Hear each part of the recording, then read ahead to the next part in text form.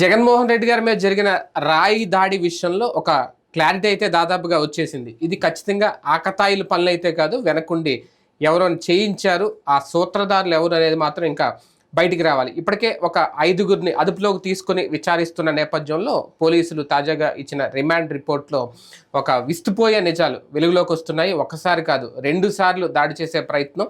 మొదటిది ఫెయిల్ అవడంతో రెండోది మాత్రం విజయవంతంగా పూర్తి చేశారు జగన్మోహన్ రెడ్డి గారిని రాయితో కొట్టి. అయితే ఇది నిజంగా మైనర్లు, ఒక 18 ఏళ్ల లోపు యువకులు నలుగురు కూర్చొని ఆలోచించి ఒక సెంటర్ నుంచి ఇంకో సెంటర్కి, వివేకానంద స్కూల్ దాకా పరుగులు తీసుకుని వచ్చి ఆయన్ని దాడి చేసే అంత ప్రయత్నం వాళ్ళే చేశారు. ఇంకా చాలా విషయాలైతే నిజాలైతే బయటికి రావాల్సి ఉంది.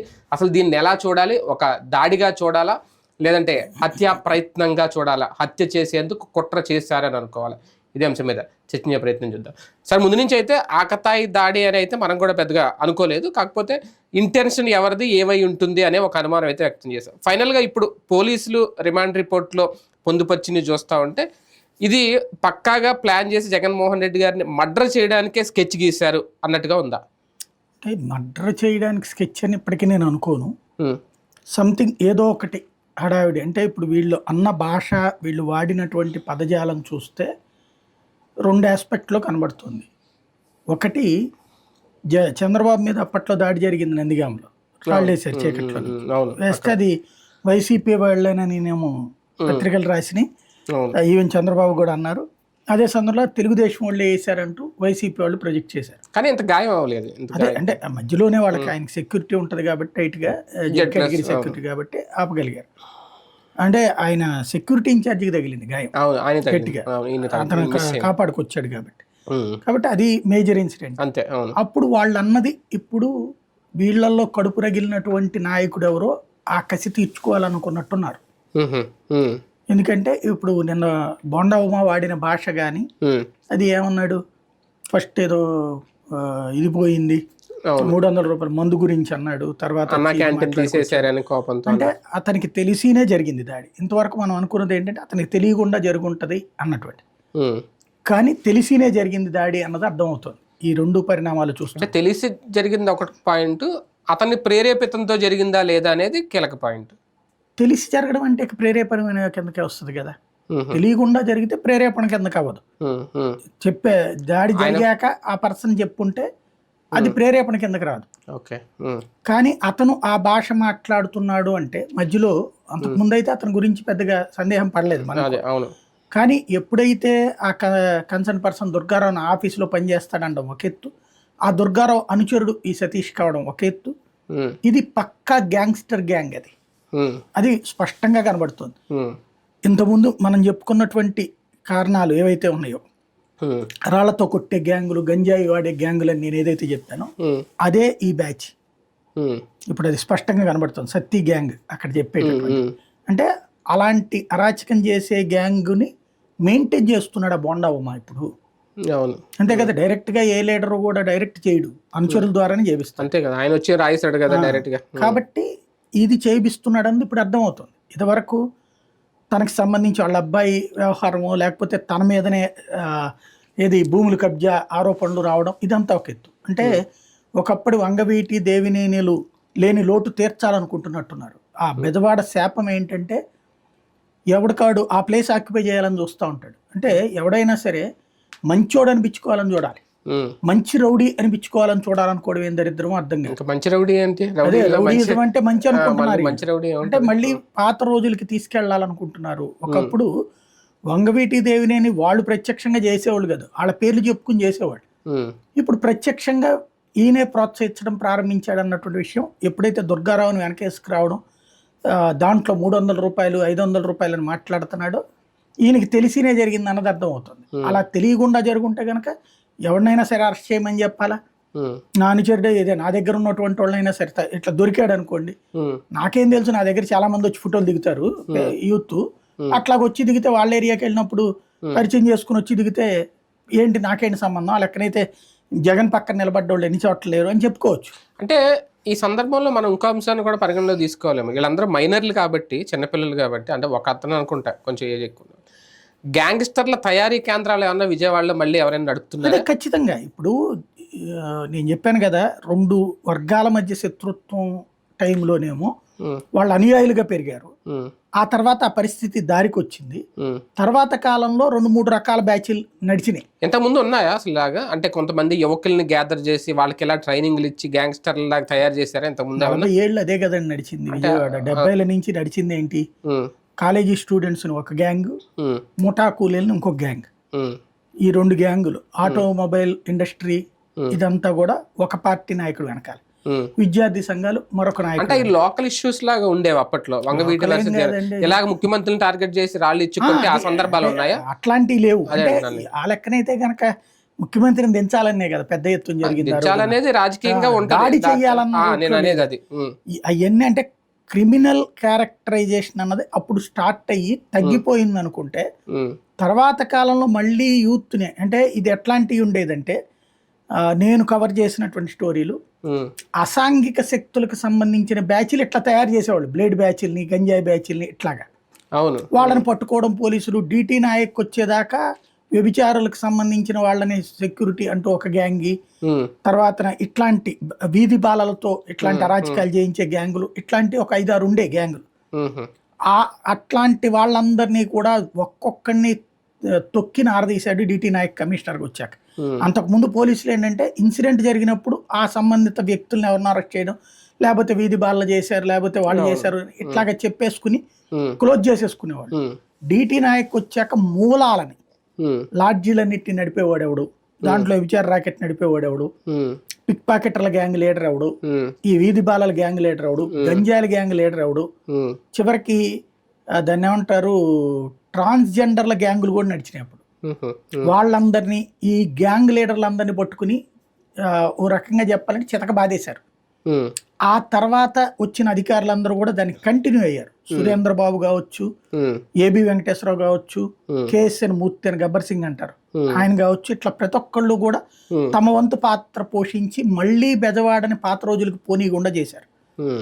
రాష్ట్ర విభజన తర్వాత అసలు చాలా మంది అప్పట్లో బెజవాడ నుంచి ఎందుకు వెళ్ళిపోయారు హైదరాబాద్కి? ఈ అరాచకాలు తట్టుకోలేకే. వ్యాపారం చేస్తున్న షాపుల దగ్గరకు వచ్చి లొల్లి చేయడం, లేకపోతే పంచాయతీలు చేయడం, సెటిల్మెంట్లు చేయడం, ఇవన్నీ భరించలేక, సెక్యూరిటీ లేదని కొన్ని ఏరియాలు అయితే అసలు ఆ ఏరియాలో అడుగు పెట్టగలిగే వాళ్ళు. బెజవాడ ఇంకా మారలేదని అనుకోవాలా? బెజవాడలో ఆ మూలాలు ఉండడం వల్ల ఇటువంటి మళ్ళీ తయారవుతున్నాయి అని అనుకోవాలి. బెజవాడ ఎప్పుడో మారిపోయింది. పాత రోజులన్నిటిని వదిలేసి ప్రశాంతంగా బతుకుతుంది. హైదరాబాద్ కంటే సేఫెస్ట్ ప్లేస్ గా మారింది. మళ్ళీ పాత రోజులకి తీసుకెళ్లే ప్రయత్నం చేస్తున్నారు అనడానికి ఈ ఇన్సిడెంట్ లో ఉన్న ఆ బచ్చాగాళ్ళని చూస్తే అర్థమవుతుంది. వాళ్ళు పక్కా, అంటే సరిగిన భాషలో చెప్పాలంటే రాబోయే రోజుల్లో అత్యంత ప్రమాదకరమైన క్రిమినల్స్ గా మారే పరిస్థితి ఉన్నారు.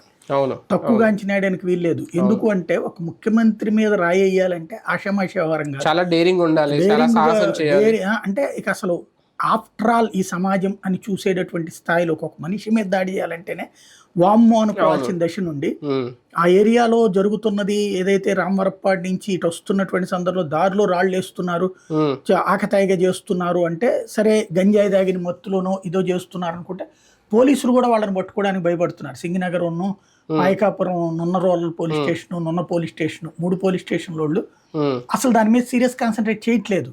అదేదో మంది కాదన్నట్టుగా ఉన్నది. అప్పుడప్పుడు ఆ రాత్రిపూట్ల హార్న్ వేసుకుని పోతే, సౌండ్ వేసుకుని పోతే ఏమవుతుంది, ఇదివరకు ఎట్లాంటి నిఘాలు వేసుకుని చాలా పెద్ద ఎత్తున చేసేవాడు.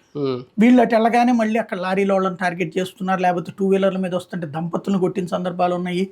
ఇట్లాంటి ఇన్సిడెంట్ చాలా జరిగింది. ఇదివరకు అట్లాంటి కొన్ని అక్కడ వాట్సాప్ గ్రూపుల్లో లోకల్ జర్నలిస్టులు పోలీసుల దృష్టికి తీసుకెళ్ళినా దాన్ని ఫోకస్ కానివ్వకుండా జాగ్రత్త పడతా వచ్చారు. ఇప్పుడు ఆ గ్యాంగుల యొక్క విశ్వరూపం ఇప్పుడు కనబడుతుంది. ఏకంగా ముఖ్యమంత్రి అయినా మాకు లెక్కలేదు అనేటటువంటిది. నేను మొన్న కూడా చెప్పా, ఇది కరెక్ట్ టార్గెట్ చేసి కొట్టడంలో ఎక్స్పర్ట్ అయినటువంటి బ్యాచ్ అయ్యాడు. కాకపోతే వీళ్ళు ఏదో పెద్ద క్రిమినల్ గ్యాంగ్ కాదు అన్నటువంటి, ఏది ఇట్లాగా లెక్క పందాలు వేసుకుని అక్కడ తగులుతుంది తలకాయకి ఇక్కడ దంతామని చెప్పేటటువంటి బ్యాచ్ ఇదనేది. వీళ్ళ వయసు ఇది చూస్తే అదే కనబడుతుంది.